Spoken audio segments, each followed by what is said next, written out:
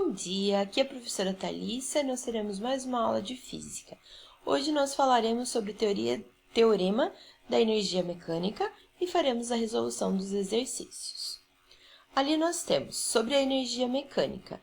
A energia mecânica corresponde à soma da energia que o corpo possui, podendo ser energia cinética ou energia potencial. A energia cinética corresponde à energia associada à velocidade. E a energia potencial corresponde à energia armazenada pelo corpo, que pode ser a potencial gravitacional ou ainda a potencial elástica. Portanto, a energia mecânica corresponde à soma da cinética, da potencial gravitacional e da potencial elástica, se existir todas elas, né? Aí seria a fórmula da cinética, mv² sobre 2, da potencial gravitacional, mgh, e da elástica, a constante, vezes x² sobre 2. No sistema internacional, energia é medida em joule. Como ainda não iniciamos o estudo sobre eletricidade, não estamos levando em consideração a energia potencial elétrica. Teorema da energia mecânica. É possível demonstrar que a soma dos trabalhos, o trabalho das forças não conservativas, de todas as forças, pode ser calculado através da seguinte forma. O trabalho vai ser igual à variação da energia mecânica, que corresponde à energia mecânica final, menos a inicial. Portanto, o trabalho é igual à variação da energia, que pode ser potencial, cinética, qualquer uma delas. A energia mecânica final e inicial são calculadas em determinado intervalo de tempo. Observação. Se o trabalho da força não conservativa for igual a zero, então a variação de energia mecânica também vai ser igual a zero. Portanto, a energia mecânica será constante. A energia mecânica final vai ser igual à mecânica inicial. E aí, nós falamos que o sistema é conservativo. Se o trabalho da força for maior que zero, então a variação da energia mecânica também vai ser maior que zero. Aí, nós percebemos que o sistema, possui uma variação onde a energia mecânica aumentou. Se o trabalho for menor que zero, a variação de energia mecânica também vai ser menor que zero. Então, a energia mecânica diminuiu. Houve dissipação de energia. Em ambos os casos, o sistema será denominado não conservativo, uma vez que não houve conservação de energia mecânica. Basicamente, se a gente desprezar o atrito, a energia mecânica final vai ser igual à inicial. Se a gente levar em consideração o atrito, aí não. Aí a gente vai ter possivelmente dissipação de energia.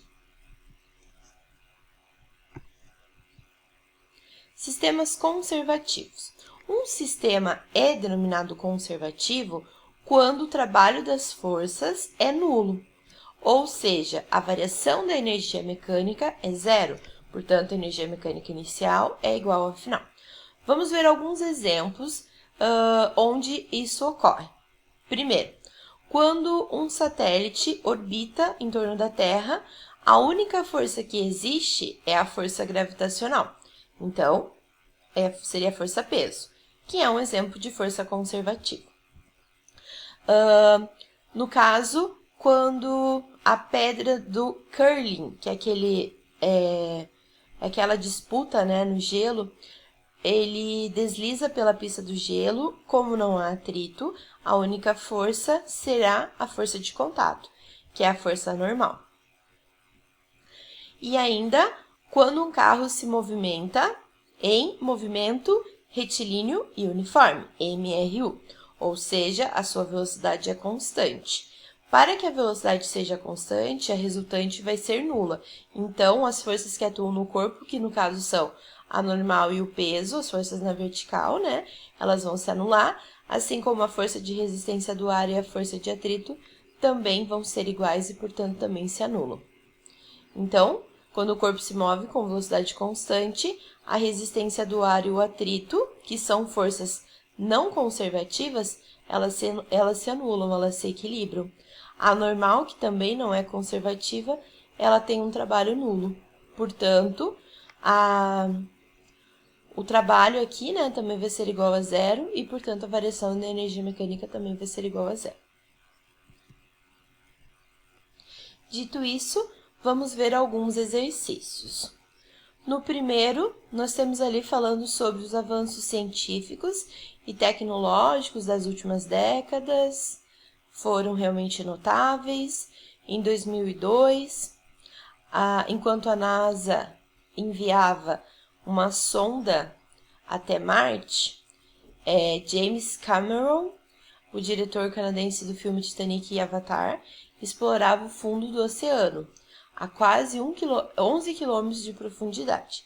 Já conseguimos fissionar o átomo de urânio, extraindo energia suficiente tanto para suprir as necessidades de uma cidade, quanto para destruí-la. Já despertamos doenças terríveis, como o ebola, mas também descobrimos a cura para vários tipos de câncer. No entanto, a natureza parece querer guardar as 7 chaves muitos de seus mistérios. Por mais incrível que pareça, até hoje, ninguém sabe exatamente como é um átomo. A ciência apenas possui modelos de átomo, a gente não consegue, visualizar o átomo ainda, que são mais ou menos adequados para interpretar diferentes tipos de elementos. Para interpretar o átomo de hidrogênio, o cientista dinamarquês Niels Bohr, que recebeu o Nobel de Física em 1922, propôs o seguinte modelo. Imagine que o núcleo de um átomo de hidrogênio fosse a bolinha de gude, conforme a figura, que o diâmetro tem 2 centímetros. Neste caso, o elétron que orbita esse núcleo, ele é composto por apenas um próton. Ele seria muito menor que um grão de areia e estaria em algum lugar no raio de 100 metros, ou seja, em outro quarteirão. E o que existe entre a bolinha de gude e o grãozinho de areia? Não existe coisa alguma. Agora, observe o esquema que ilustra um elétron que orbita ao redor do núcleo. Desenhe no esquema anterior, sem preocupação de escala, o vetor velocidade, a velocidade do elétron e a força elétrica nele aplicada. Agora responda, esse sistema é conservativo? Justifique. Então, aqui nós temos o esquema mostrando o elétron que orbita ao redor do núcleo e ele quer que a gente represente as forças. Como o próton é positivo, ele vai atrair o elétron que é negativo. Então, a gente vai ter a força elétrica voltada para o núcleo, voltada para o centro. E a velocidade, ela tem o mesmo sentido do movimento. Então, a velocidade vai estar nesse sentido, perpendicular à força. Como a resultante aqui, a única força que atua é a força elétrica, que é conservativa, então a gente pode afirmar que sim, o sistema é conservativo.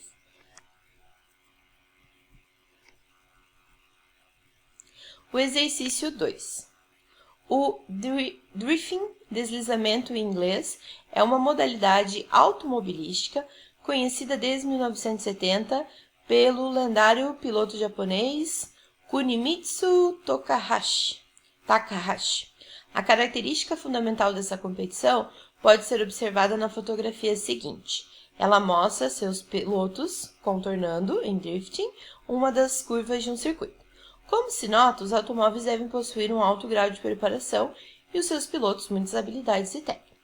Imagine que um desses bólidos esteja contornando uma curva em movimento circular e uniforme, conforme a figura. Desenhe no esquema anterior, sem preocupações com escala, as forças aplicadas no automóvel, sabendo que ele se movimenta em movimento circular uniforme. E em seguida responda: esse sistema é conservativo?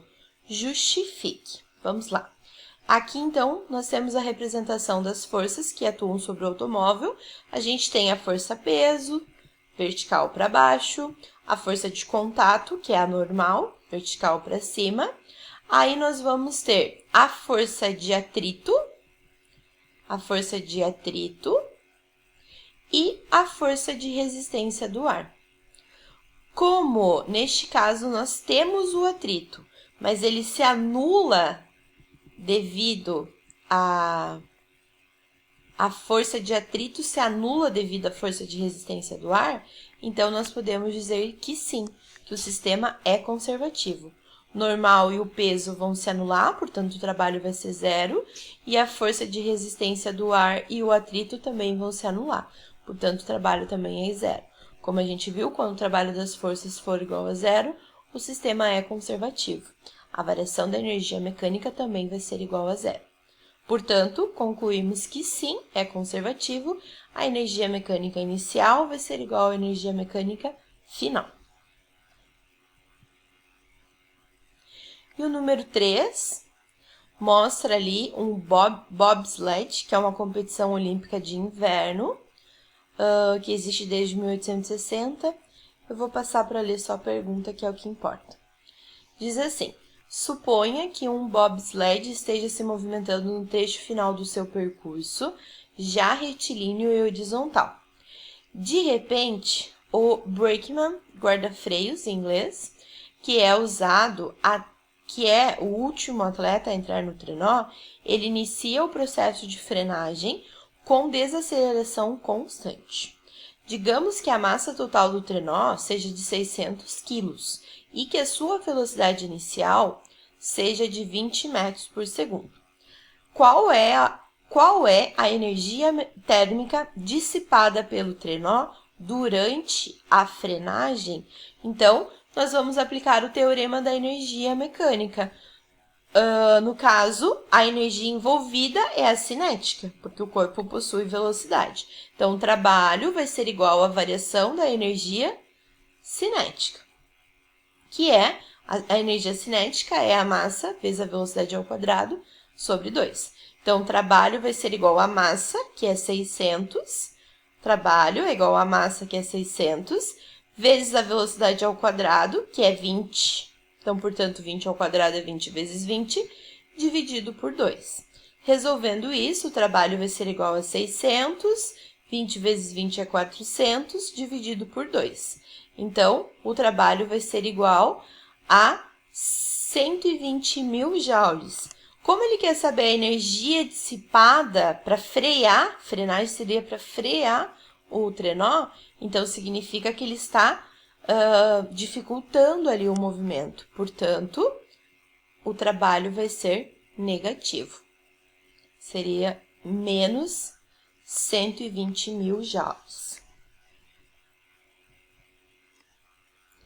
A questão número 4 fala sobre as famosas montanhas russas dos parques de diversão que tiveram origem na Rússia no século XVII. Vamos para a pergunta. Nós temos ali uma imagem que mostra um carrinho de montanha-russa que tem uma massa total de 550 quilos. Ele é conduzido por um guincho até o ponto A, de onde ele é abandonado. Então, o carrinho aqui no ponto A vai estar parado. Sua velocidade é zero. Ele possui uma altura de 20 metros, né, até a linha ali principal. E depois ainda a gente tem mais 5 metros, que seria a distância do ponto D até a linha principal. Desprezando os atritos e resistência do ar, sabendo que a gravidade é 10, responda. Letra A. Qual a velocidade do carrinho no ponto B? Então, a gente vai igualar. Vamos usar o teorema da energia mecânica. A energia mecânica no ponto A é igual à energia mecânica no ponto B.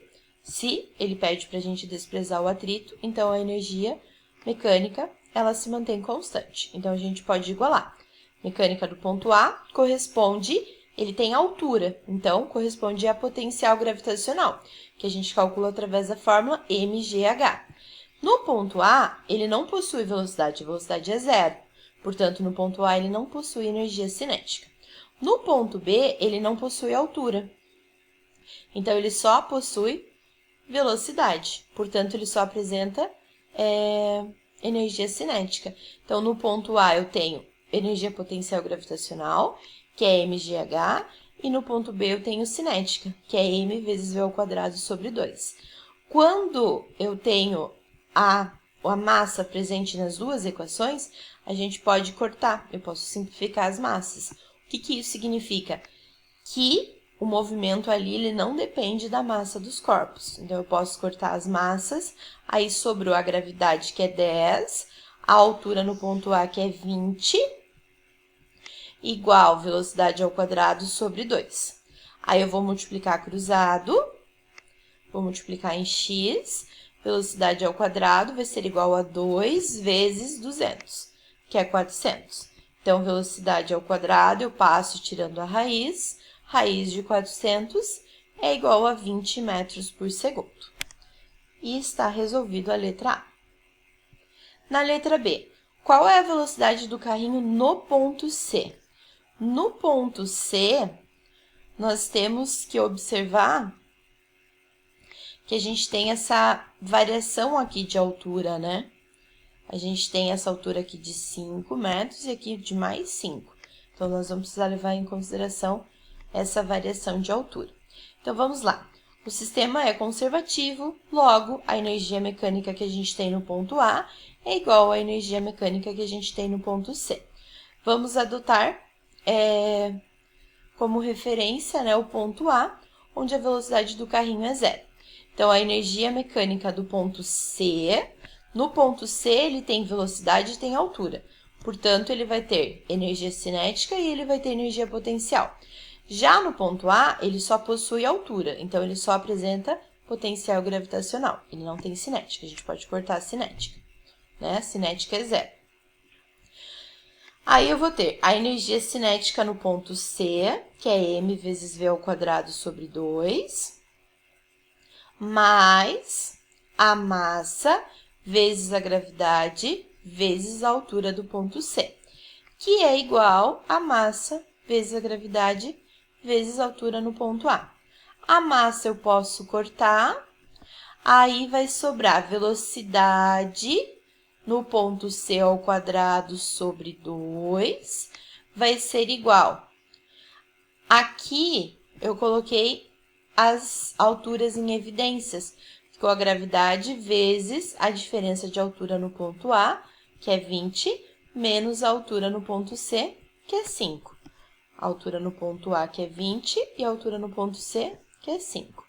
Então, substituindo na fórmula, velocidade no ponto C ao quadrado sobre 2 é igual à massa que a gente cortou, então é igual à gravidade, que é 10, vezes a diferença de altura, que vai ser 20 menos 5, que é 15. Então, eu vou ter 10 vezes 15, 150, vezes 2. Então, a velocidade no ponto C ao quadrado vai ser igual a 150 vezes 2, que vai dar 300. Tirando a raiz, não tem raiz exata de 300, né? Mas fazendo ali a raiz, vai ficar igual a 10 raiz de 3. E para fechar, na letra C, ele pede a velocidade do carrinho no ponto D.